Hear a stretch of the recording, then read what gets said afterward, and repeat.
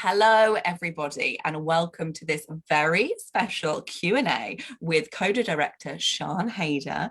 We are also joined by the 4 cast members of the fictional Rossi family. We have Marley Matlin, Emilia Jones, Troy Kotsur, and Daniel Durant. My name is Samantha Baines, and I am your host. This Q&A is presented by Apple Original Films and BFI in collaboration with RNID, the charity making life fully inclusive for deaf people and those with hearing loss and tinnitus. The Q&A will be fully accessible using both ASL and BSL. So everyone, welcome. Thank you for having us. We're excited to be here. Marley, why did you feel that you wanted to be part of this story? I know we don't have 3 hours because I could go on and on and on and tell you it, but this story, basically at the heart of it, it's a story that would probably take me too long to tell you because I'm so grateful to Apple TV for picking this up. It's a story that is one of thousands of stories that happen in deaf households every day. And it involves codas. And there's so many people out there that don't know what coda means. And I think it's the fact that it's time that we bring these stories to light. This movie really, really hit the nail on the head when it came to showing what it's like in the deaf community, how codas really deal with their parents who are deaf, the world that they live in, and how they manage to they exist as a family unit and how they care deeply for each other. And this film is about parents who aren't necessarily clued into their daughter's life, that she has her own identity. They never thought about it really. They just proceeded with their own lives. They used her as their interpreter, as part of their family. And then suddenly they realize and they find that she has a love for music. And it was a movie that really, I felt there was a story that needed to be told. And so that's what I was excited about.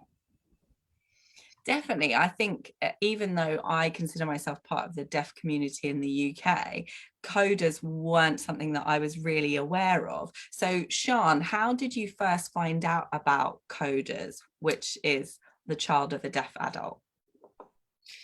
It was really important to me when I came to this project. I came in as an outsider. I was not a part of the deaf community. I was really coming in from the outside. And I knew that if I were going to take on this project, it was a huge responsibility, and I wanted to do this culture and this community justice. And so in order to do that, I had to really heavily research this world. So when I was writing the script, I reached out, I started studying ASL. I reached out to people within the deaf community as consultants, but also had Coda consultants and talked to several Codas, just really digging into their own life experiences. And what struck me was that there were these commonalities in the Coda experience, but also just everybody had their own journey. There are Codas who grow up and ASL is their first language and they're very culturally deaf. There are Codas who don't sign, there's all kinds of Coda experiences. But I think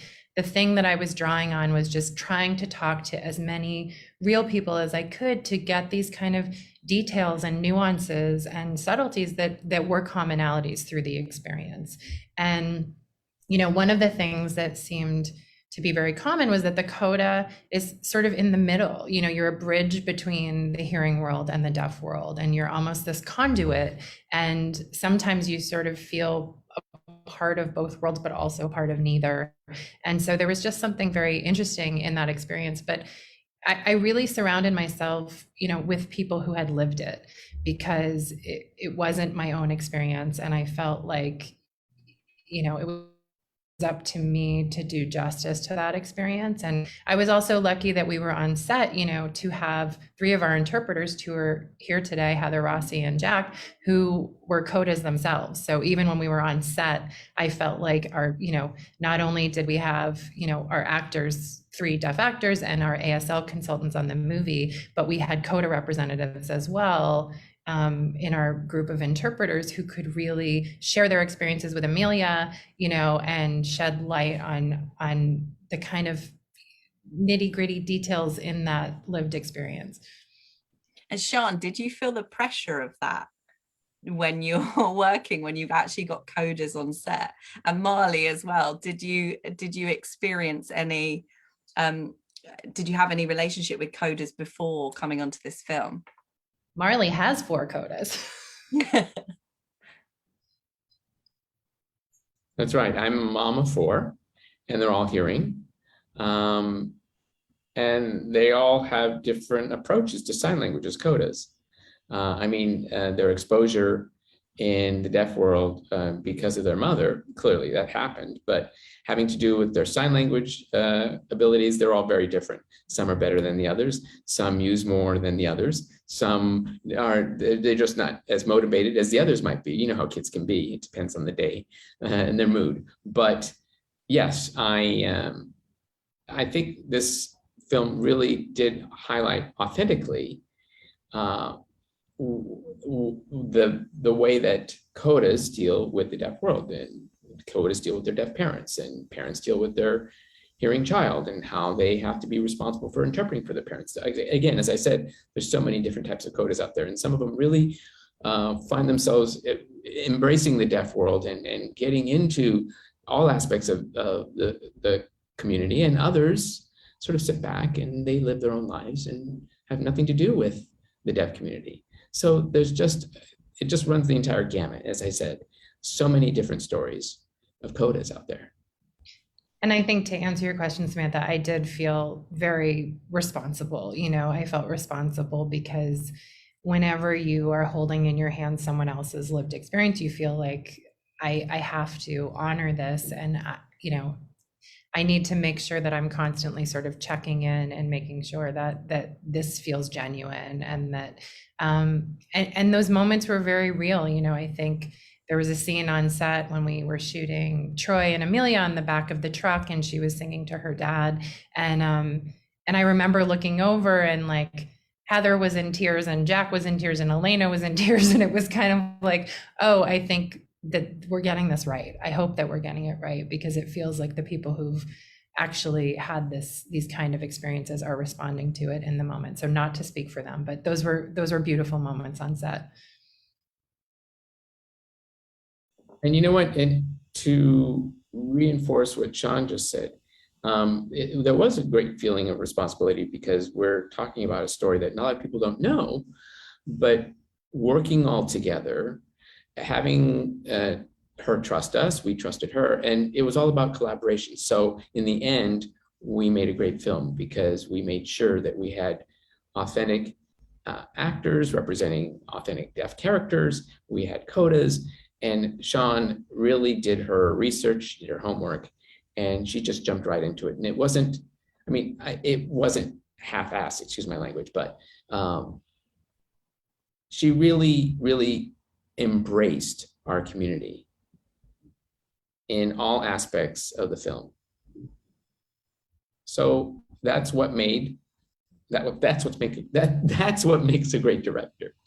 So Marley, I'd love to talk to you about how it was working on set, because so often as a deaf actor, I work with a hearing aid. I've never worked with any other deaf actors or actors with hearing aids on a project. So what was it like to work with that unit of other deaf actors and have an accessible set as well? It was absolutely a dream come true. Truly. I've always, in the entire span of my career, the 35 years I've been in this industry, I love going to set, and I love working with other actors and everyone. I get it.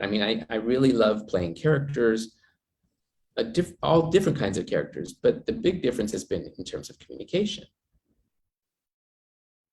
And I'm able to talk with hearing people, but of course I have to depend on an interpreter, and that responsibility can be quite heavy.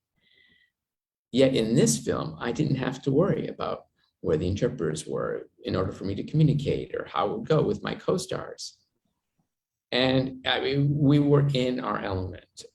Knowing Troy and Daniel helped a great deal because I knew them before. I've worked with them, but not as intensely as we did in this film.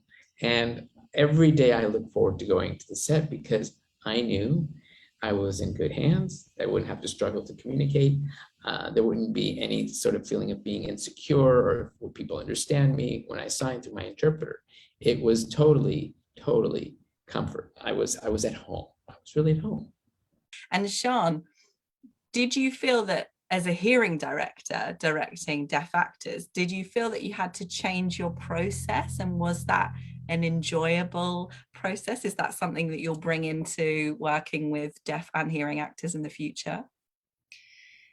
Yeah, I mean, I definitely was intimidated by the idea of the communication going in because I'd been studying ASL, but my ASL was really basic. And the idea that, you know, as a director, the words you're choosing to craft a performance with an actor are so specific.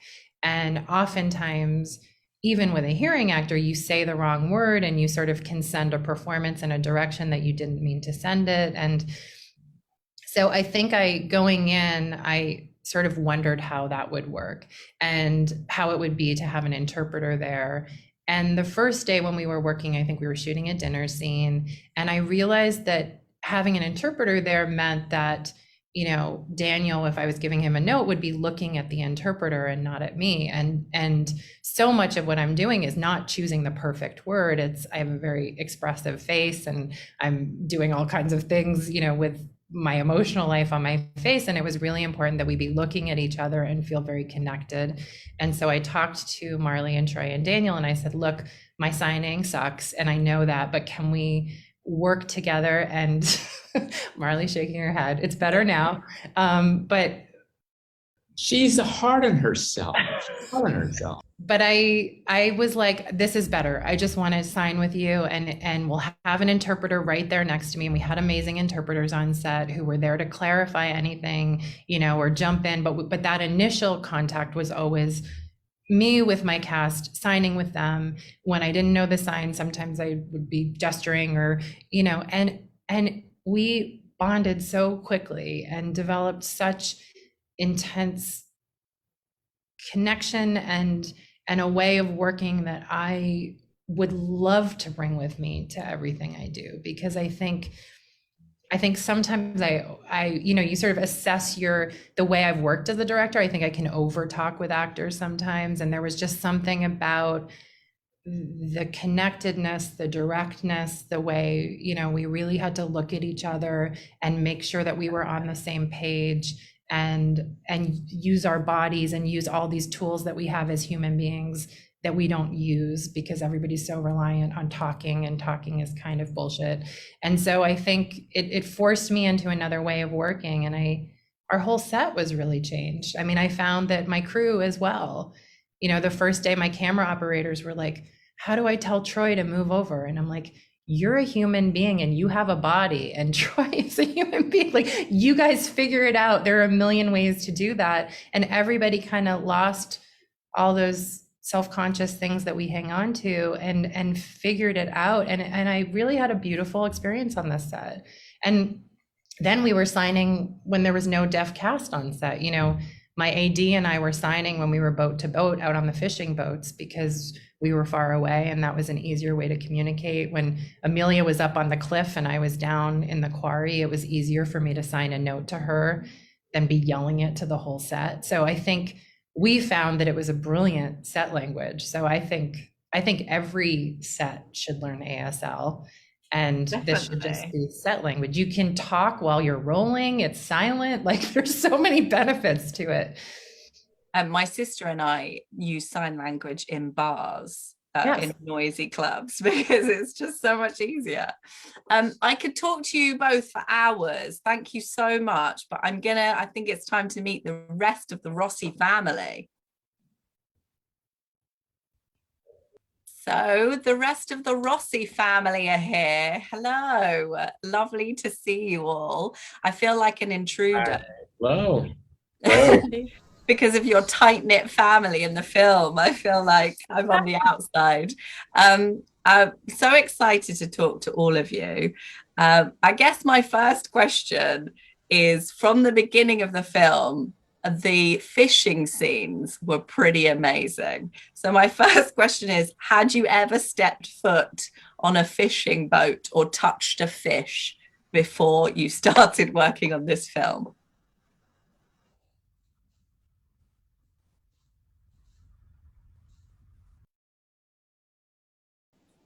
Well, I grew up in Minnesota with, all those lakes there. I really enjoyed going fishing when I was growing up.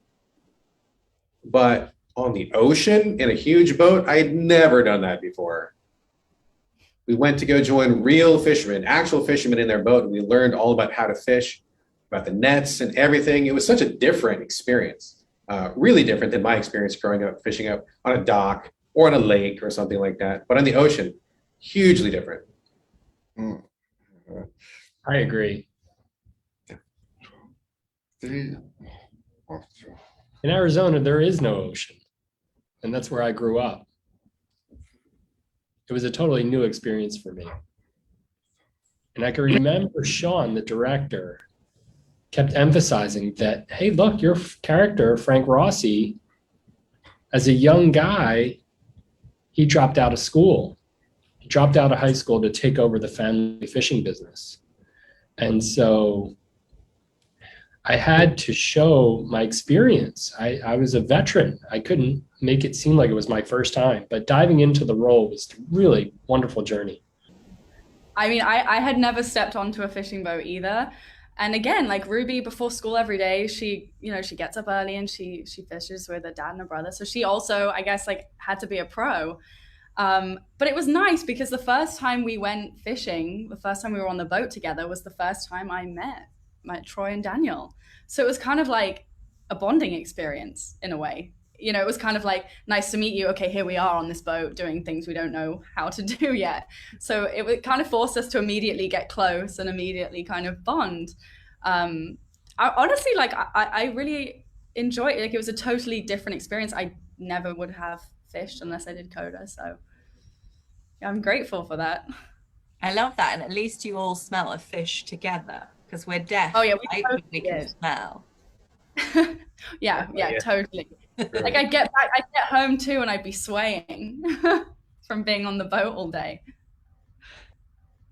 Oh, yes, absolutely. Remember when we had to gut the fishes and the blood went everywhere? We had to get rid of the entrails, and all these birds were chasing us. They were trying to pick up the remains, and sometimes there was a wire that just stayed there on the boat with some of the remains. And we went through that experience in our entirety. I mean, we really got our hands dirty. I love that. So method. Other than the fish guts, what attracted each of you to the roles that you played?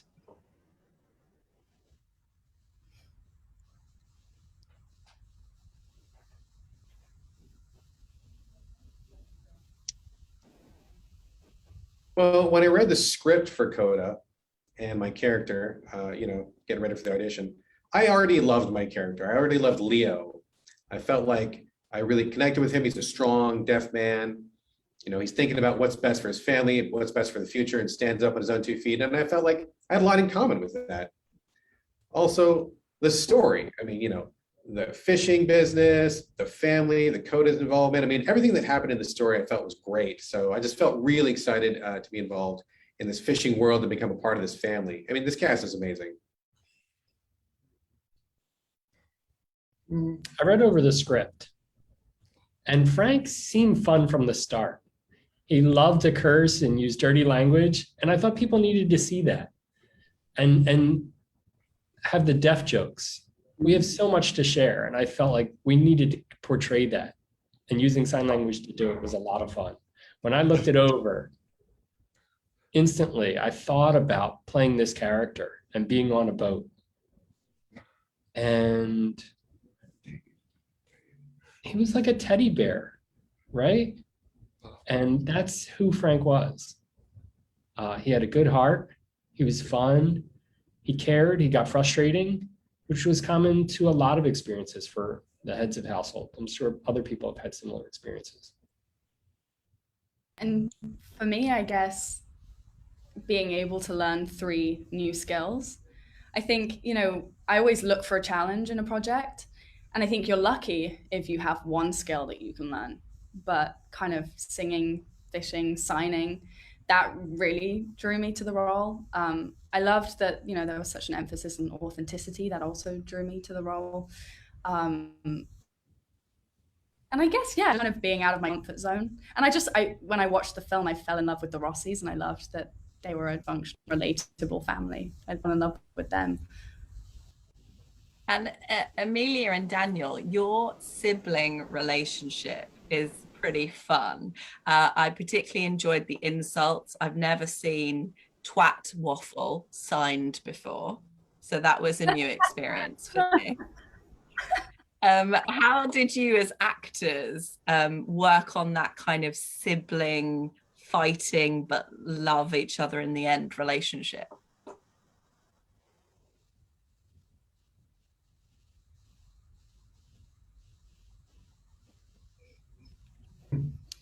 Well, I remember when I first met Amelia, she already seemed very motivated, ready to sign, really open-minded, just chatting about stuff with Troy and Marley and myself, just really motivated. And her ASL like improved so fast. I mean, she just really got into character. So sometimes during breaks, I would chat with Amelia, we go back and forth with some jokes. And I feel like that's really where our brother-sister dynamic grew and we connected. Also improved her sign language too. And the signing, like some of those scenes where we're signing some of these insults, we kind of agreed with the ASL master who was there. And of course, I got help from Troy as well. Troy is the champ doing all these creative signs. He is such a pro in this improv stuff. So he helped us come up with some of these things. And we'd be like, yeah, I like that. And we put it in, we talk to Sean and say, hey, we're doing these signs. And sometimes she's like, yeah, I love that. And sometimes she's like, no, that's way too much. Dial that back, please. And so we would kind of dial it back. And it was just great fun. It was. I mean, Daniel said it perfectly. It was so much fun. And yeah, Troy, as you said, is the master of the dirty signs. He's so much fun.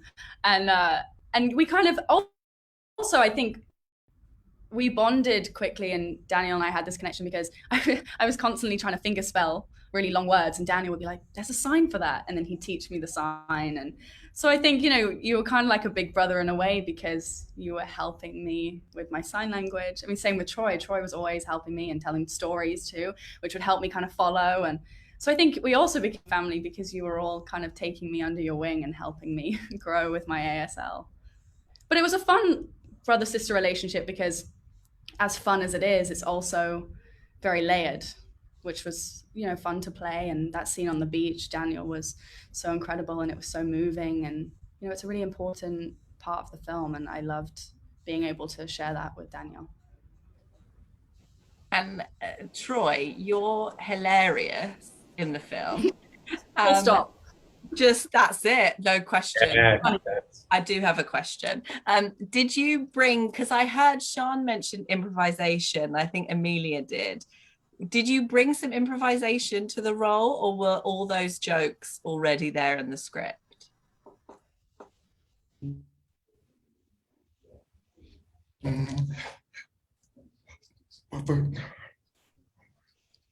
I really wanted to take advantage of the opportunity to use improv.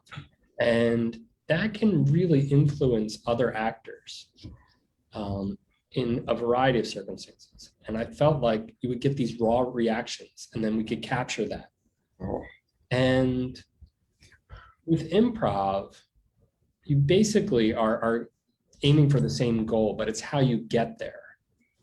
And you can go choose different routes. And sometimes you find better options than what the script provides. And you never know until you try. And it's nice to have a host of options for the editors to know what to go with. And if it's a hard decision, that's a good problem to have. But it was a lot of fun to play around with our lines and with different scenes. And it could be dangerous to improv with a lot of shots, but with one, it made it easier. So you have to think before you go that route and say, hey, maybe I can try this. And if the director is satisfied and they give you the green light, then you go for it. And then it's even better than they envisioned.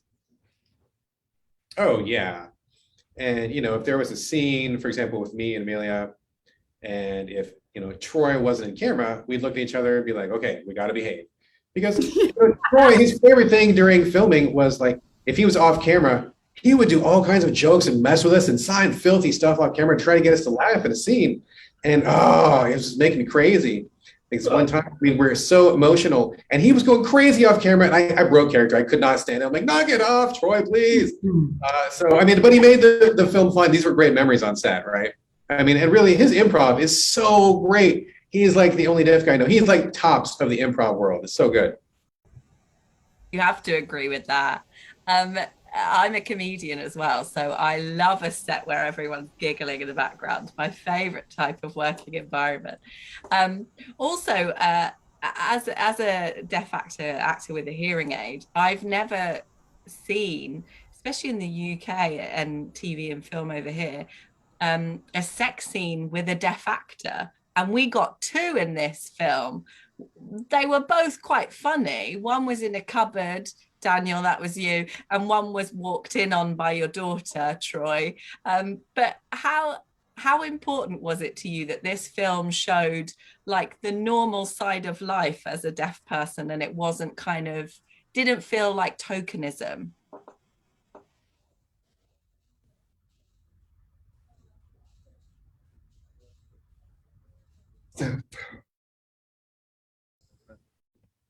It just felt normal to me.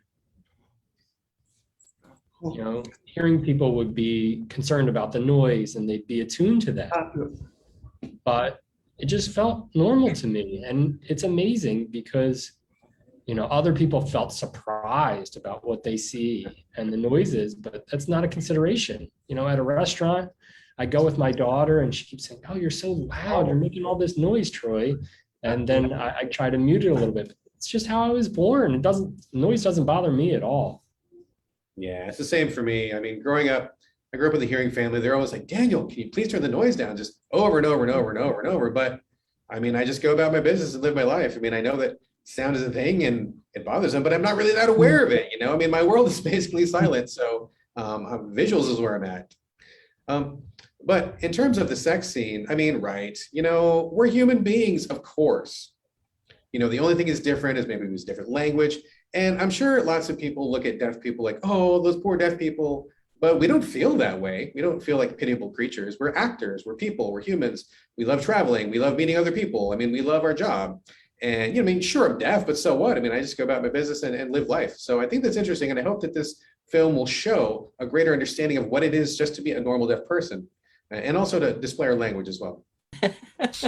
Well, I love those little slices of life that we got to see in the movie. And Amelia, how was it for you coming onto a set working with a unit of deaf actors, which presumably you'd not worked with before? I know I've never worked with another deaf actor on something before. Yeah, no, I had never. And honestly, I was so grateful because it meant that on set, not only did I have, Troy, Daniel, Marley, most of the interpreters, if not all, were coders.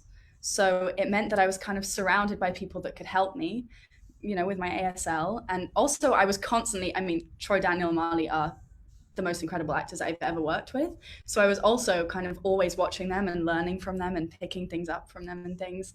And then also talking to the coders, like Heather Rossi. I feel like she is Ruby in real life. She helped me a lot and I would ask her questions and things. And so I just felt so grateful that I was walking onto the set with so many people that could help me grow and get better. And is there anything you'll take from the experience of learning ASL and expressing with your body into acting in the future?